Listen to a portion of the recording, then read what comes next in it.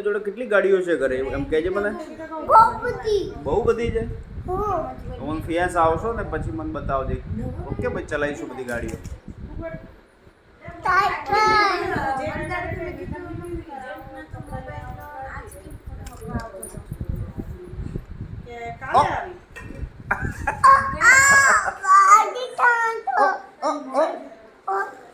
વ્યોમ છે, અંકલ છે, ફિયાન્સ છે, વ્યોમના અંકલ છે, આ ફિયાન્સના પપ્પા છે.